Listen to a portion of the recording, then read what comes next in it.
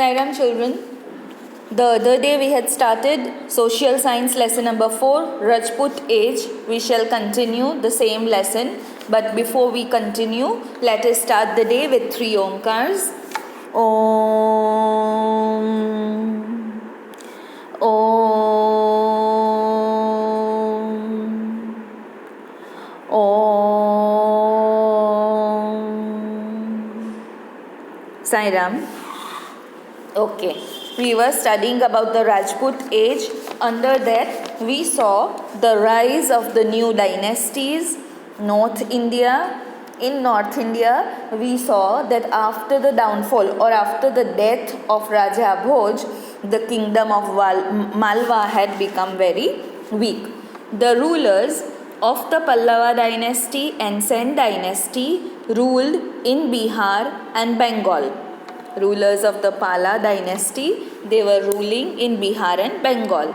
The rulers of Pala dynasty had added Pala to their names, and so the dynasty was known as the Pala dynasty. Many Rajput rulers of the Chauhan or Chaman dynasty ruled over various parts of Rajasthan during 7th and 8th century. So Rajput rulers of Chauhan dynasty ruled over Rajasthan. One branch ruled over Shakambhari, a place near Lake Sambhar, which is to the north of Ajmer, in the beginning of the 8th century. Ajay Raj ascended the throne. Ascended means came to the throne of Shakambhari in the 12th century. He established the city of Ajay Meru, which later came to be known as Ajmer. The rulers of Chauhan dynasty captured Delhi. Delhi was captured, the capital of the Tomar kings, and established supremacy. Prithviraj III, supremacy means established his power.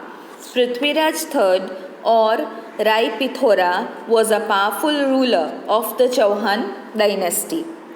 He is unparalleled in the history of India. There is nobody like him in the history of India. Many stories and folk songs have been written about his bravery on the battlefield. Chand Bardai, a famous poet, has written about Prithviraj Chauhan's valor in his epic Prithviraj Raso. So Chand Bardai, a poet, has written about Prithviraj Chauhan in a book named Prithviraj Raso. That is describing his bravery. We shall learn about the battle between Prithviraj and Shahabuddin Muhammad Ghori later. The Gohils or the Guhils of Mewar, who were later known as Sisodia Rajputs, hold a unique position. Unique means one and only in medieval history. It is said that Bappa Rawal established the dynasty.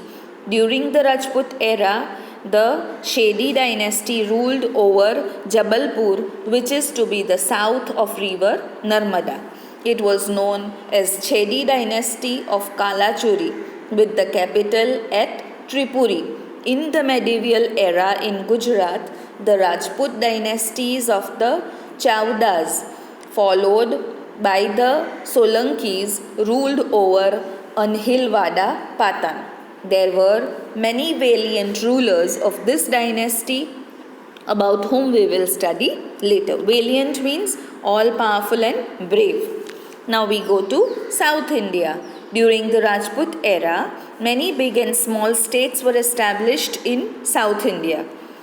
After the demise means death of Pulkeshi II, his vast empire disintegrated into smaller states. Disintegrated means broke down. The reign of many rulers of the Chalukya dynasty is noteworthy. The rule of the Chalukyas is very famous. The kingdoms of the Pallava and Chola dynasties are also included in the states of South India. Narasimhavarma was a strong ruler of Pallava dynasty. The emperors of this dynasty were lovers of art and literature. The Kailashnath temple of Kanchi is the best example of Pallava architecture. The Chola dynasty also ruled in the south. Tanjore was the capital. The rulers of Chola dynasty attacked Ceylon, annexed many territories. Annex means took away by force. The Cholas had a powerful navy. Navy means the soldiers that fight on water, that is navy, because of which they could attack countries even across the sea. Raj Raja I adopted a systematic way of administration in his state. He started with the measurement of land and local self-government. Apart from them, Rashtrakuta, Chera and Pandya dynasties also ruled in South India. So it is evident that many dynasties ruled at different places during the Rajput age. There were frequent battles between them to annex each other's areas. Annex means take away by force. Due to the internal conflicts, internal fights, there was no unity among them. Foreign invaders took advantage of this. We will discuss the administration and culture during the Rajput age in the next unit. Rashtrakutas ruled South India. With the fall of Chalukya dynasty, the Chalukya dynasty fell and the Rashtrakutas ruled over South India. Rashtrakuta came to power. Rashtrakuta means head of a state or area. It is believed that the founder of the dynasty was an officer of that community, and hence the dynasty was named after him. The head of the dynasty had the name Rashtrakuta. That's why it is called Rashtrakuta. Out of many rulers, Govind III was the most powerful king. In the 8th century, he established a powerful kingdom in the Deccan. The Pandyas also ruled over South India. The Pandya dynasty is believed to be very ancient. Megasthenes, the Greek traveler, notes that females used to rule in this community. Females. The inscriptions of Emperor Ashok also contain reference to the Pandyas. The Pandyas ruled in present-day Madurai and Thirunelveli in Tamil Nadu. Cheras ruled over South India. Chera is now known as Kerala. So the present Kerala is the ancient Chera.